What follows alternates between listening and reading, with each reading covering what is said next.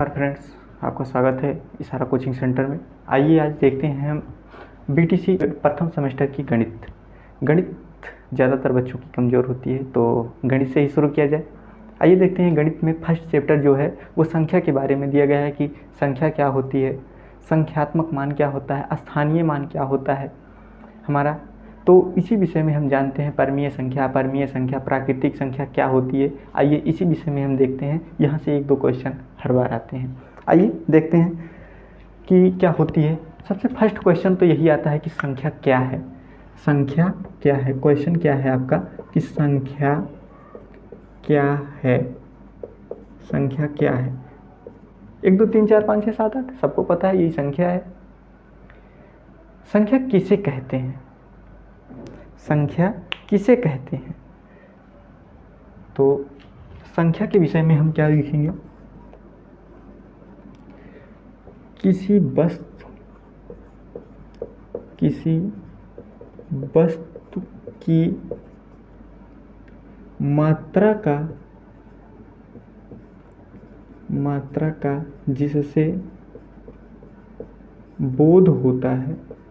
जिससे बोध होता है ब्रैकेट में ज्ञात होता है।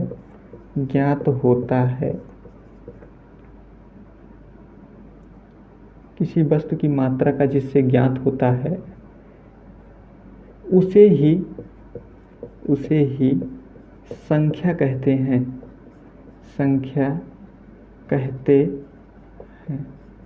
किसी वस्तु की मात्रा का जिससे बोध होता है या ज्ञात होता है कि हमें यह वस्तु कितनी है, तो उसी को हम क्या कहते हैं, संख्या कहते हैं। ठीक है ना। अब आता है संख्या के बाद संख्यांक आता है। संख्यांक, तो संख्यांक किसे कहते हैं, ये क्वेश्चन तो हो गया आपका। संख्या किसे कहते हैं, किसी वस्तु की जितनी मात्रा है उसका हमें जिससे ज्ञान प्राप्त होता है, जिससे हमें उसका बोध होता है, उसी को हम संख्या कहते हैं। फिर दूसरा क्वेश्चन आता है कि संख्यांक किसे कहते हैं। अब आता है बहुत इंपॉर्टेंट क्वेश्चन है ये भी कि संख्यांक किसे कहते हैं। किसे कहते हैं भाई, संख्यांक किसे कहते हैं।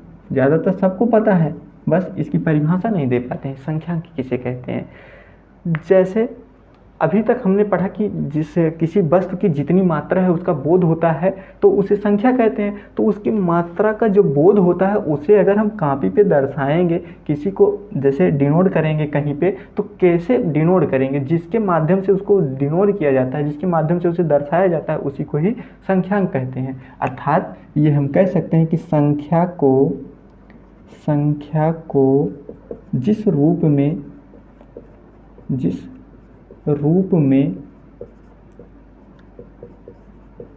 लिखा जाता है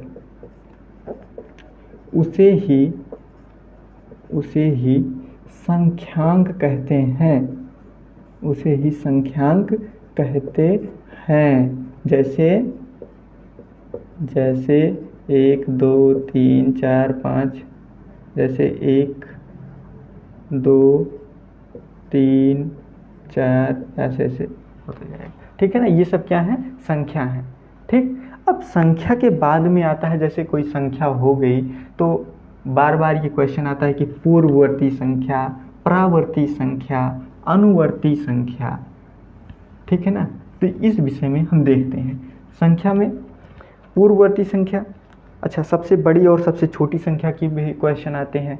पूर्ववर्ती संख्या, परावर्ती संख्या, प्राकृतिक संख्या। तो प्राकृतिक संख्या से ही क्वेश्चन को शुरू किया जाता है। प्राकृतिक संख्या क्या होती है, प्राकृतिक संख्या क्या होती है हमारी, प्राकृतिक संख्या, गिनती की शुरुआत ही यहीं से होती है, प्राकृतिक संख्या। तो प्राकृतिक संख्या जो भी होती है ये हमेशा 1 से शुरू होती है। 1 2 3 4 ऐसे जाती है और ये इनफाइनाइट, अनंत तक होती है। ये कहीं ख़त्म ही नहीं होती है। प्राकृतिक संख्या हमेशा ऐसे बढ़ती जाएगी। बट इसमें इतना होता है कि इसमें 0 नहीं होती है। प्राकृतिक संख्या में 0 नहीं होता है। नोट करके कहीं आप इसको जो है लिख लीजिए नोट में कि 0 प्राकृतिक संख्या नहीं है। प्राकृतिक संख्या नहीं है, 0 एक प्राकृतिक संख्या नहीं है। और प्राकृतिक संख्या को हमेशा किससे डिनोट किया जाता है? n से, नेचुरल नंबर, ठीक है ना। ये 0 एक प्राकृतिक संख्या नहीं है, ठीक। आगे आगे आते हैं, देखते हैं। अब हम देखेंगे संख्या, परवर्ती संख्या, परवर्ती संख्या, फिर पूर्ववर्ती संख्या, पूर्ववर्ती संख्या, फिर उसके बाद हम देखेंगे अनुवर्ती संख्या। ये तो संख्या का, जैसे कोई भी प्राकृतिक संख्या दी गई है, कोई भी संख्या दी गई है, अगर उसमें हम एक ऐड करते हैं तो वह अपनी संख्या का परावर्ती संख्या बन जाती है। अगर किसी संख्या में, जैसे सपोज डेट कोई संख्या दी गई है, दी ऐसे, इसकी परिभाषा को हम ऐसे डिनोट करेंगे, कैसे डिनोट करेंगे? ऐसे, कैसे कि दी गई संख्या में एक जोड़ देने पर, दी गई संख्या में एक जोड़ देने पर प्राप्त संख्या प्रावर्ती संख्या होती है, प्रावर्ती संख्या होती है। क्या कह दी गई? कोई संख्या अगर दी गई है, उसमें हम एक जोड़ देंगे तो जो हमें संख्या प्राप्त होगी वो प्रावर्ती संख्या होगी। जैसे अगर हम एग्जाम्पल में देखेंगे, जैसे हमें 5 दिया गया है, अगर 5 में हम एक ऐड कर देंगे तो ये जो 6 आएगा, ये 6 जो है वो 5 की प्रावर्ती संख्या होगी। 5 की प्रावर्ती संख्या क्या होगी? तो 6 होगी, ठीक है। आपके आंसर में कितना आएगा? 6। 5 की प्रावर्ती संख्या 6, ठीक है ना। प्रत्येक संख्या में एक जोड़ देने पर वह अपने पूर्व की संख्या का, अपने पहले की संख्या का क्या हो जाती है? प्रावर्ती संख्या हो जाती है। ये हुआ प्रावर्ती संख्या, ठीक है। अब आते हैं पूर्ववर्ती संख्या। पूर्ववर्ती संख्या में भी कुछ नहीं करना है, जो भी संख्या दी गई है आपको, उसमें से एक को आपको क्या करना है? माइनस कर देना है। अगर आप एक को माइनस कर देते हैं तो वो उसकी क्या हो जाएगी? पूर्ववर्ती संख्या हो जाएगी। यानी कि दी गई संख्या में क्या कर देंगे? एक को माइनस कर देंगे तो हमें जो प्राप्त होगी वो क्या प्राप्त होगी? पूर्ववर्ती संख्या प्राप्त होगी। आप तो परिभाषा अपने आप लिख सकते हैं ना, कि दी गई संख्या में से एक को माइनस कर देने पर, एक को घटा देने पर जो संख्या आएगी वो अपनी पहले की संख्या की पूर्ववर्ती संख्या होगी। जैसे अगर 5 में से हम एक माइनस कर देंगे तो जो 4 आएगा, ये हमारा 4 क्या हो जाएगा? ये पूर्ववर्ती संख्या हो जाएगी, पूर्ववर्ती संख्या हो जाएगी, ठीक। इसी प्रकार से फिर आता है अनुवर्ती संख्या। अनुवर्ती संख्या में भी कुछ नहीं करना है। जैसे कोई प्राकृतिक संख्या के बाद की जो संख्या आती है, ये परावर्ती संख्या और अनुवर्ती संख्या दोनों सेम है। दी गई संख्या मतलब कोई प्राकृतिक संख्या है, उसमें अगर हम एक ऐड कर देते हैं या उसके बाद जो संख्या हमारी आती है, जैसे 5 के बाद 6 आती है तो 6 क्या होती है? ये अनुवर्ती संख्या होती है, ठीक है ना। तो इसी में एक ऐड कर देने पे ये हमारा क्या प्राप्त होता है? अनुवर्ती संख्या,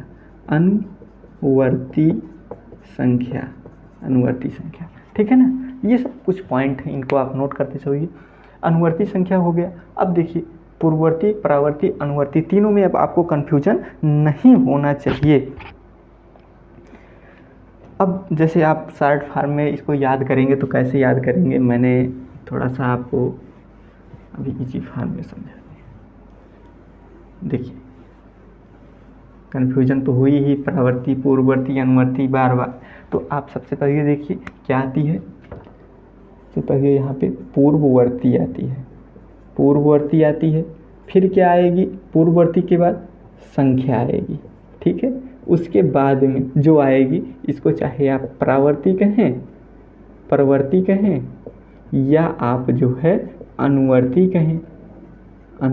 कहें। इस संख्या के बाद, इस संख्या के पहले जो आएगी वो पूर्ववर्ती, और इसी संख्या के बाद जो आएगी वो परावर्ती या अनुवर्ती संख्या होगी, ठीक है। ये बात आपको समझ में आ गई होगी। अच्छा, सबसे छोटी प्राकृतिक संख्या क्या होती है? सबसे छोटी प्राकृतिक संख्या 1 होती है। क्या होती है? 1 होती है सबसे छोटी प्राकृतिक संख्या, क्योंकि प्राकृतिक संख्या जो है वो नेचुरल नंबर 1 से ही स्टार्ट होता है, तो 1 से पहले प्राकृतिक संख्या नहीं होती है। सबसे छोटी प्राकृतिक संख्या सबसे छोटी प्राकृतिक संख्या 1 होती है, ठीक है ना। और एक बात ये भी याद रखना आप, क्या कि एक की कोई पूर्ववर्ती संख्या नहीं होती है। एक की कोई पूर्ववर्ती संख्या नहीं होती है। एक के बाद 0 आता है ना, हाँ, यही सोच रहे हैं आप कि एक के पहले जो है 0 आता है, बट ऐसा नहीं है। एक की कोई पूर्ववर्ती संख्या नहीं होती है, ठीक है ना। 0 1 क्या है, वो पूर्ण संख्या पूर्णांक में आएगा, अभी यहाँ नहीं आएगा, अभी हमने 0 बताया ही नहीं है। तो हम अभी यही देखेंगे कि एक की कोई पूर्ववर्ती संख्या नहीं होती है। ये बात हमेशा याद रखना, आपके क्वेश्चन में यही आएगा आपके एग्जाम में कि एक की पूर्ववर्ती संख्या बताइए, तो आप कहेंगे कि एक की कोई पूर्ववर्ती संख्या नहीं होती है। पूछेगा सबसे छोटी प्राकृतिक संख्या बताइए, तो आप बताएंगे 1 होती है, और 1 से छोटी कोई प्राकृतिक संख्या होती ही नहीं है। प्राकृतिक संख्या हमेशा 1 से स्टार्ट होती है और अनंत तक जाती है, उसका कहीं एंड नहीं होता है, ठीक है ना। फिर आते हैं इसके बाद में स्थानीय मान को देखते हैं। भाज्य अभाज्य देखेंगे आज हम, स्थानीय मान को देखेंगे, परमीय अपरमीय को देखेंगे। बस इतना ही आज हम देखेंगे इस वीडियो में। तो हम स्थानीय मान देखते हैं। स्थानीय मान में कुछ भी नहीं है, बहुत इजी है, बस इसकी परिभाषा देना थोड़ा सा कठिन होता है, समझ में नहीं आता है क्या होता है। तो देखिए अभी समझ में आ जाएगा स्थानीय मान किसे कहते हैं, कैसे होता है और क्या होता है। आइए देखते हैं स्थानीय मान में कुछ नहीं करना है। जैसे स्थानीय मान ज्ञात करने के लिए हमें एक संख्या की आवश्यकता होती है, प्रॉपर एक संख्या होनी चाहिए जिसको हम बोर्ड पर देखते हैं। जैसे कोई संख्या भी आप देखिए, अभी परिभाषा नहीं है, ये जैसे कोई संख्या दी गई है 5 4 6 2, ऐसे कोई संख्या दी गई है, ठीक है ना। इसी संख्या में हमें स्थानीय मान ज्ञात करने के लिए क्या चाहिए, एक संख्या चाहिए, और उस संख्या के नीचे, इस संख्या के नीचे दाएं से बाईं ओर यहाँ पे इकाई, फिर यहाँ पे दहाई, फिर यहाँ पे सैकड़ा, और फिर यहाँ पे हज़ार, इस प्रकार से हम डिनोट करेंगे। और जो जिसके नीचे जो भी है, जैसे इकाई है तो इकाई का मतलब 1 होता है, तो यहाँ पे हम क्या करेंगे, 2 गुणे 1 कर देंगे, तो हमें कितना आ जाएगा, 2 आ जाएगा। यहाँ पे हो जाएगा 6 गुणे 10 हो जाएगा, तो यहाँ पे 60 आ जाएगा। और यहाँ पे ऐसे हो जाएगा 4 × 100 हो जाएगा, तो 400 आ जाएगा। इसी प्रकार से यहाँ पे हो जाएगा ऐसे 5 × 1000, तो यहाँ हो जाएगा 5000। तो यही जो आया है 5462। जैसे ये पूछेगा कि इस नंबर में 5 का स्थानीय मान क्या है, तो आप 5 का स्थानीय मान क्या बताएंगे, यही बताएंगे 5000 ही इसका स्थानीय मान है। तो इस प्रकार से यही प्रोसेस होती है स्थानीय मान ज्ञात करने की। इस संख्या में किसी का भी पूछ सकता है, 4 का भी पूछ सकता है, तो 4 का स्थानीय मान क्या हो जाएगा, 400 हो जाएगा। 4 का स्थानीय मान 400, 6 का स्थानीय मान 60 हो जाएगा, और 2 का स्थानीय मान 2 हो जाएगा। ये हमेशा इकाई, दहाई, सैकड़ा, हज़ार दाएं से बाईं ओर, कहाँ से, दाएं से बाईं ओर से किया जाता है, ठीक है ना। ये भी आप एग्जाम्पल में नोट कर लेंगे। आइए यहाँ पे परिभाषा देखते हैं हम। परिभाषा में क्या देंगे, अगर जैसे पूछता है स्थानीय मान क्या है, परिभाषित कीजिए, तो आप क्या कहेंगे कि दी गई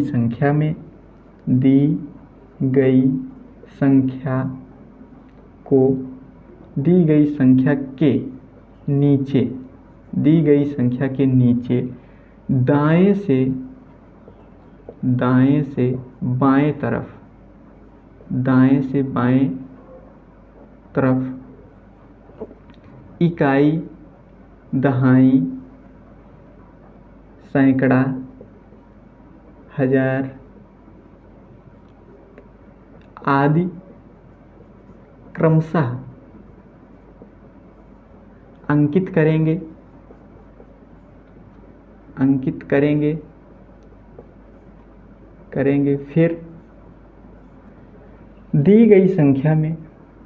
फिर दी गई संख्या को उससे गुणा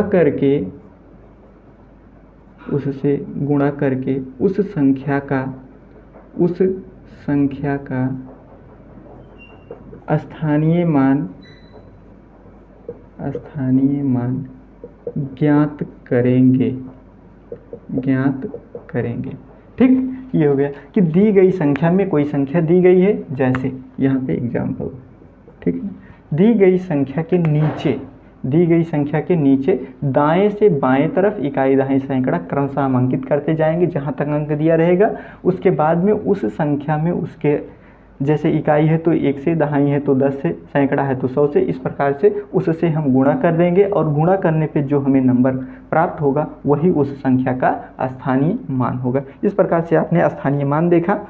और इसमें एक इम्पॉर्टेंट पॉइंट है, किसी संख्या में प्रत्येक स्थान के संगत अंक का मान अलग अलग हो। ये इम्पॉर्टेंट पॉइंट आपको नोट करना होगा। क्या है? किसी संख्या में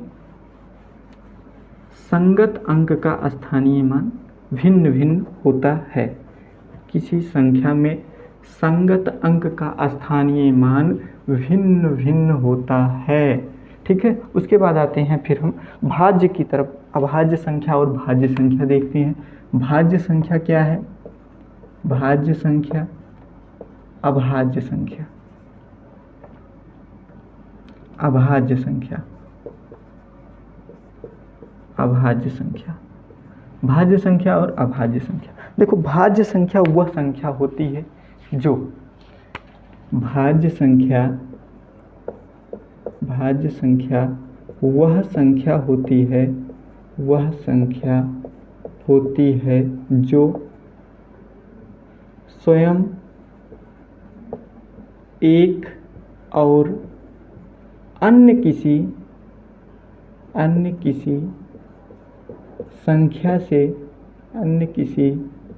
संख्या से पूर्णतः विभाजित हो जाए। ठीक है ना, वो संख्या क्या होती है? भाज्य संख्या होती है। जैसे अब देखेंगे 12 है, एग्जाम्पल में आप देखेंगे 12 है।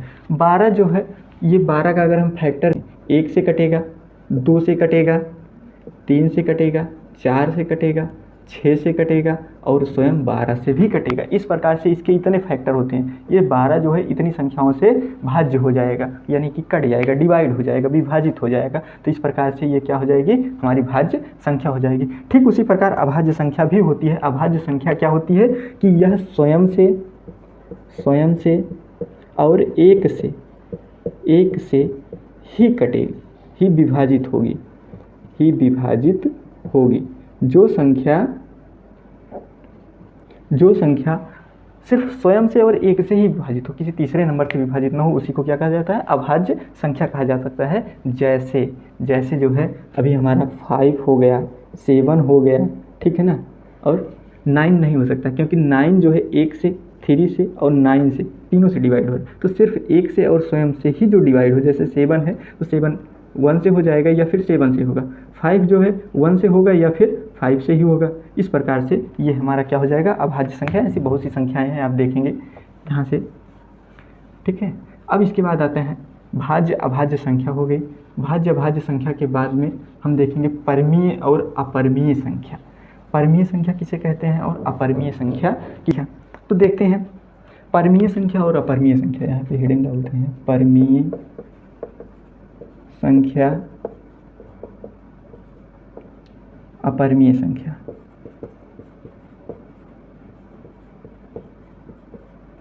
परमीय संख्या, अपरमीय संख्या। देखिए, परमीय संख्या होने की एक ही कंडीशन है, वो भी ये है कि कोई भी संख्या, ऐसे यहाँ लिखिए, कोई भी संख्या p/q के रूप में होनी चाहिए, परंतु q बराबर नहीं होना चाहिए 0 के। परंतु q बराबर 0 के नहीं होना चाहिए। कोई भी संख्या परमीय संख्या के रूप में होनी चाहिए, लेकिन उसका हर, ये नीचे जो हर है, ये 0 नहीं होना चाहिए। तो q बराबर 0 नहीं होना चाहिए। जैसे हमारा अगर हम देखेंगे 2, 4, 6, 8, ये सब क्या है? एक परमीय संख्या ही है, क्योंकि इसके अपान में हम 1 कर देंगे, 0 नहीं हो सकता है। बस हो गई हमारी परिमेय संख्या। अपरिमेय संख्या में आते हैं तो ठीक उसी प्रकार से जो संख्याएं, ऐसे ही इसकी परिभाषा, जो संख्याएं p/q के रूप में नहीं व्यक्त की जा सकती हैं वह अपरिमेय संख्या होती हैं। जैसे √3, √2, ये सब क्या है? अपरिमेय संख्या। इनको हम p/q के रूप में नहीं व्यक्त कर सकते हैं, कि ये क्या हो जाएंगे? अपरिमेय संख्या हो जाएंगी। बस आज की वीडियो यहीं पे एंड। Thank you. जय हिंद।